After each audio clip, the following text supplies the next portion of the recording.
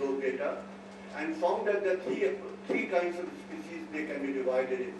One, in which the species is intolerant to temperature, number one. It is a good disperser, so it is able to raise the altitudinal range. Second, which can tolerate temperature, but has a good dispersal mechanism, so it is going to have a bigger range of species, range of altitude.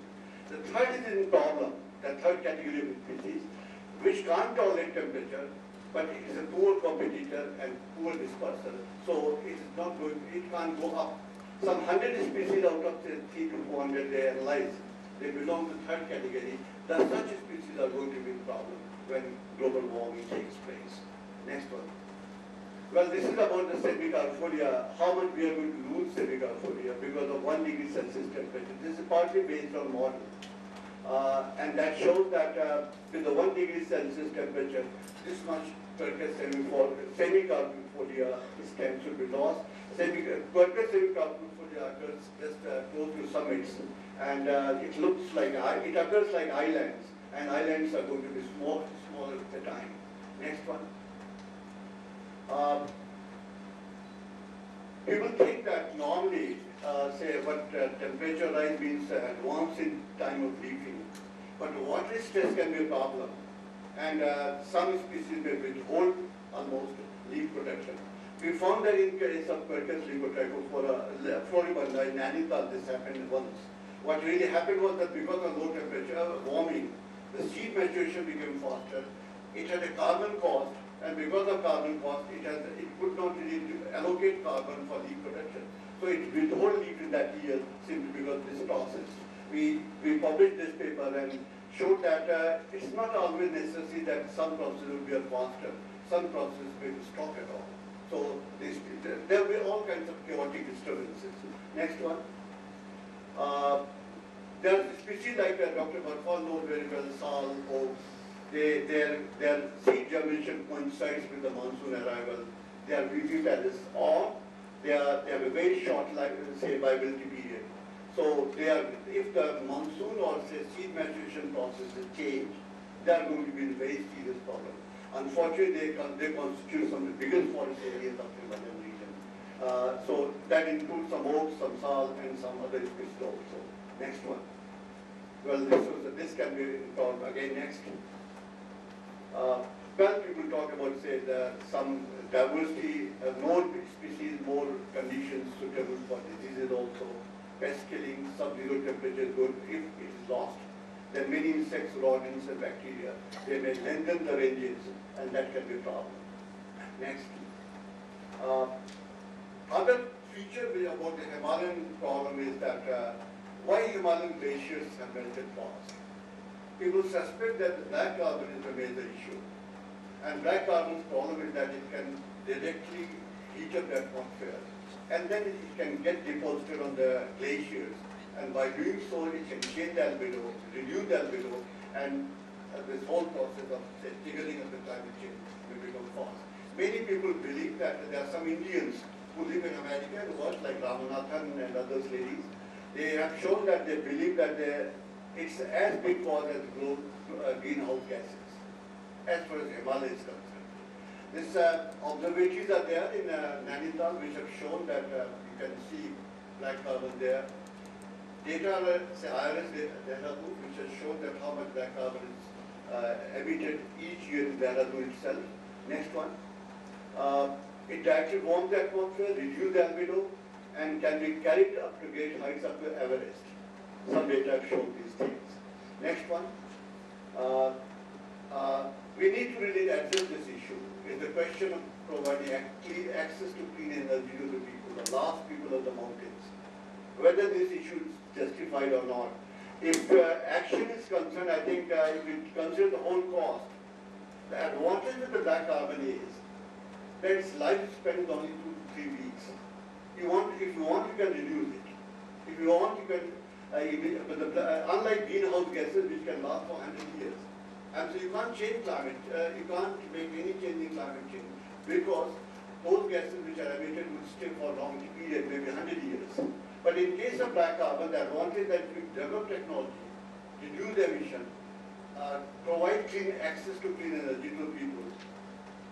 The advantages of can be huge as far as this warming is concerned, including the reduction in dredging of human life, say carbon sequestration by forests. All these can be gains, and I did some exercise and showed that overall gains by providing clean energy can outweigh the disadvantage or the cost those things can have. Next one.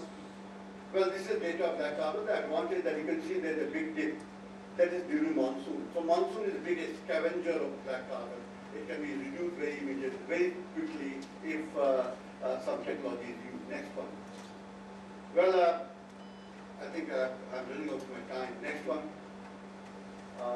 There are some evidences to show that it was difficult now. People are getting difficult to really cultivate apples because apple requires a certain chilling, and that chilling duration that stock is not getting.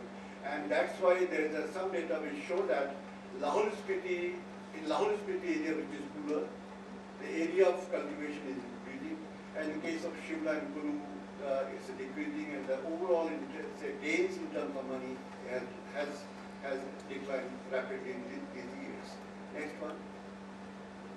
This is I've already talked about. Next one. So, last I want to conclude that. We need a lot of data, that's why there's a lot of controversies. When we talk about negotiations, we need a backing of data. There's a problem I'm concerned with, because I have worked in Puma University, and we used to have students who used to stay, say with the herders in a Vedni Lugyal, without any food, without any tea in those days. Now this culture of field research is declining because there are many other interests. Molecular research is far more productive than the research which you do in field as far as the research publication is concerned. So we need to create a culture of research in field, and the field research should be promoted, otherwise Himalaya is going to lose much of the research. You won't find data in future unless you do something extra to support this kind of research. That's really one practical solution we need to consider. Next one. Well, I think I've talked a lot and I've taken more overstep. My message simply was that, well, one thing that in the initial stage I said that these things can be considered, they can be measured and show that ecosystem services are connected to them, and we can incorporate these things in national economy. I should really say clearly that the government of India, though doesn't appreciate what it is doing, has done some initiative in this direction. That should be praiseworthy. And among the developing countries, this is among the first country which has thought over these issues. We need to have developed a culture of science and field research, especially what really governments can do to support this kind of research, because in terms of publications, it takes longer time. It requires different efforts. I always say that if you want to do research in mountains, you need not only brain, but you need good legs, and that's really the problem. So you gave me an opportunity, I could share some of those things. I know that it is always, I can cover only a certain part in a certain talk. So it will be very, very narrow for many, but I try to make it more popular. I hope that I could communicate something. Thank you, Dr. Well, I think you said it has been crammed with such an amount of very strong information, peer-reviewed documented information. I wouldn't call it a popular lecture. I certainly would say this was actually delving into real amount, facts and figures with evident logic and enough evidence to say that these things are as anticipated or as projected going in that direction. Yes, lack of data is something it's practically everywhere in the world we have talked about. But I think climate change issue has not really been in the time scale that great. I mean, we are talking of the Earth has gone through several warm and cold climate phases, and there are millions of years. We are talking of not even a century, and seeking for conclusion. And how much of it is anthropogenic figure, and how much of it is natural climate related thing. But there are a couple of interesting things which emerged, because the Himalayas are called as the water towers. And your kind of evidence says the melting of the snow water is not necessarily in the same proportion as the rainfall. Can be alarming. It's not as alarming as. alarming. But I forgot this one. The area of snow is about 60,000 meters, kilometers square, which is largest outside polar caps. That's why Himalayan. And that's a very positive thing. I think it's a bit of a relief to hear that that everything is yes, surface flow is a worrying thing, but it gives a very happy feeling that we are not completely dependent on the melting of the snow. But I think as a scientific output, your coin has SLR value, and if it is adopted by the Himalayan, not only by the Himalayan states but by the Himalayan nations, I think the kind of attention which the Himalaya will get, I think that would probably deserve a far greater. Global, it can be global well. We will probably get back, I think, after the presentations. I think we have an open forum after a couple of presentations so that people sink into that. I would now actually, based on Chairperson's suggestion, agro-biodiversity and the livelihood, I would urge Anil Joshi ji if you could delve on this aspect, because you would have a conversation. I would like to change the climate from English to Hindi. That's fine. No problem. दोनों में ही बोलने की कोशिश देखिए ऐसा है, पहली तो बात जो चेयरमैन साहब ने कही मुझे बड़ी अच्छी लगी। बहुत सी बैठकें हैं, आपने ऐसा क्या कहा या बोला या सोचा कि जो पहले से अलग है, ये ज़्यादा बड़ी महत्वपूर्ण बात है, क्योंकि मैं ही मुझे लगता है ये कोई 121वीं बायोडायवर्सिटी के बैठक में हूँ और NBA का मेंबर भी रहा। देखिए ऐसा है कि मैं biodiversity as such I do not know much about. लेकिन since I represent community and working for that, मुझे लगता है उनका पर्सपेक्टिव मैं आपके सामने रखूं। पहली बात तो ये है कि देखिए ये जो हमने भयानक बात कहनी शुरू कर दी क्लाइमेट चेंज और इतनी बड़ी बड़ी बातें, देखिए ऐसा नहीं है कि इस दुनिया में त्रासदी पहले नहीं आई होगी। बाढ़ की खबर आपने पढ़ी, तब कौन सा चेंज था?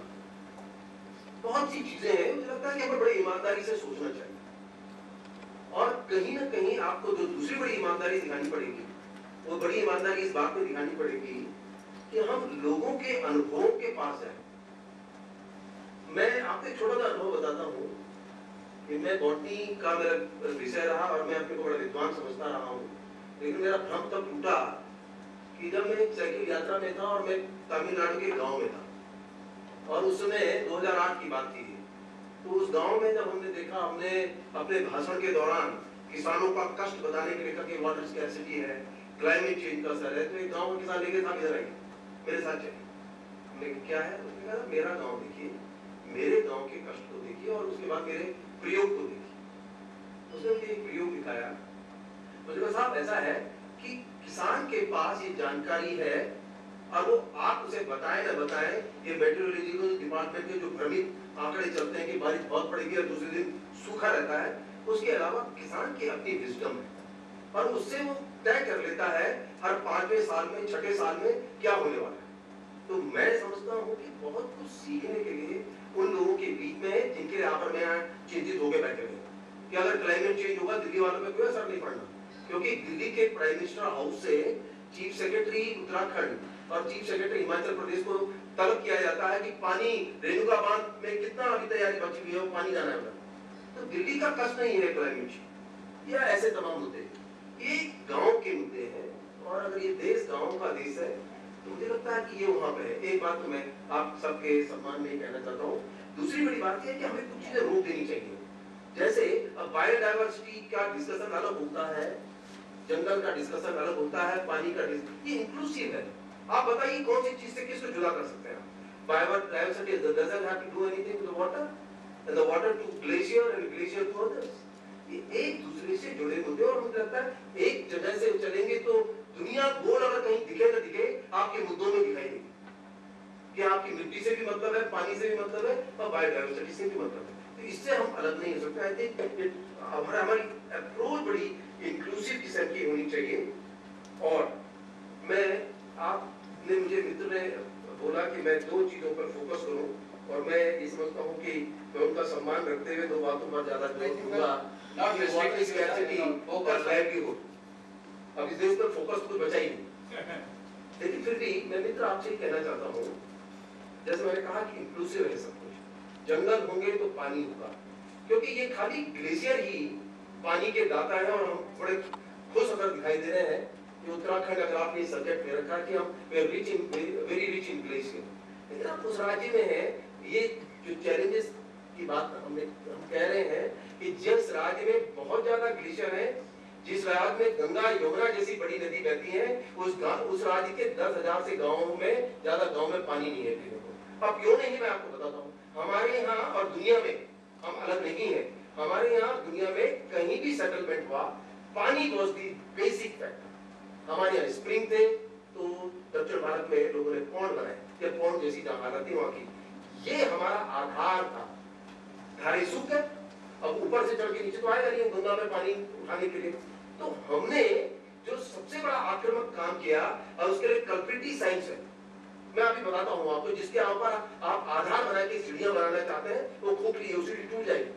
वो इसलिए कि देखिए कि कुछ चीजों में कभी भी नेचर और नेचर से जुड़े हुए जो भी प्रोड्यूस है, उसमें नई साइंस का बहुत ज्यादा योगदान नहीं। उसको छेड़ोगे बढ़ोगे।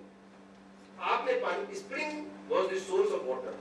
What did when the spring began to dry, what we begin to do to shift water from one village to the other, और वो एक पाइपलाइन का जो कल्चर है उसको शुरू किया। अब 2 गांवों की लड़ाई और शुरू हो गई। अब गांव क्या, अब तमिलनाडु और वो लड़ते हैं, आंध्र प्रदेश कावेरी को लेके, पंजाब लड़ रहा है दूसरे को लेके, तो गांव, हमने कॉन्फ्लिक्ट पैदा किया। My village my water was the one, हमारे हमेशा ये रहा है। और मैं इसीलिए बार बार